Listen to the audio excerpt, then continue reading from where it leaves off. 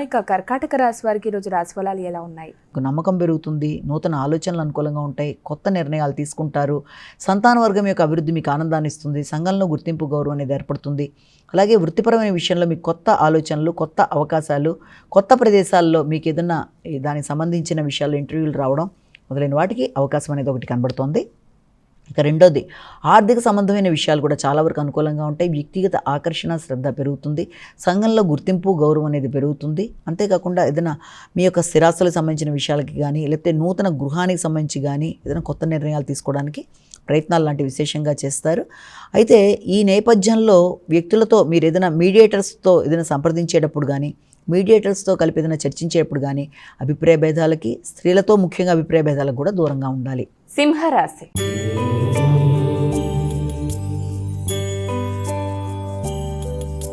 మైక తదుపరి రాశి అయినటువంటి సింహరాశి వారికి ఈరోజు ఎలా ఉంది? సింహరాశి వాళ్ళకి వృత్తిపరమైన ప్రయాణాలకి అవకాశం ఉంది.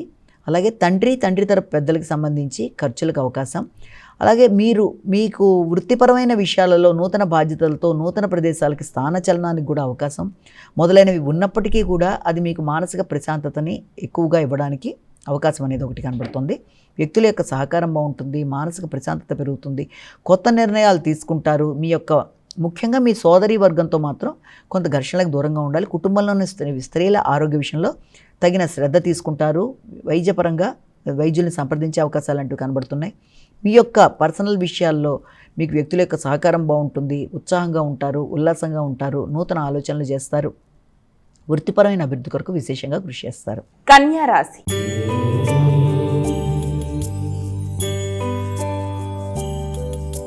మైక కన్యా రాశి వారికి ఈరోజు ఎలా ఉంది? ఆర్థిక సంబంధమైన విషయాలు చాలా వరకు అనుకూలంగా ఉంటాయి. ఉన్నత విద్య కొరకు చేసే ప్రయత్నాలు అనుకూలంగా ఉంటాయి. ఎదురు చూస్తున్న విషయాల్లో వ్యక్తుల సహకారం బాగుంటుంది. తండ్రి పెద్దల యొక్క సహకారంతో ముందుకు పెడతారు. వారి యొక్క బ్లెస్సింగ్స్ని అందుకోవడానికి చేసే ప్రయత్నాలు బాగుంటాయి. ఆధ్యాత్మిక ఆలోచనలు అనుకూలంగా ఉంటాయి. ప్రయాణాలు మీకు అభివృద్ధికరంగా ముందుకు సాగడానికి అవకాశం ఇస్తుంది. ప్రయాణపరమైన విషయాల్లో కూడా లాభాలు పొందే అవకాశం లాంటిది కనబడుతుంది.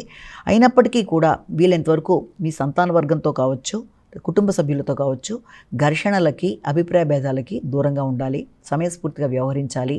ఏదన్నా ఘర్షణ ఏర్పడుతుంది అనుకున్న సందర్భంలో తగిన జాగ్రత్తలతో ఆ యొక్క సమస్యని అధిగమించే ప్రయత్నాలు లాంటివి చేయాలి. స్థిరాస్తుల్ని పెంపొందించుకోవడానికి ఎక్కువ శాతం కృషి చేస్తారు.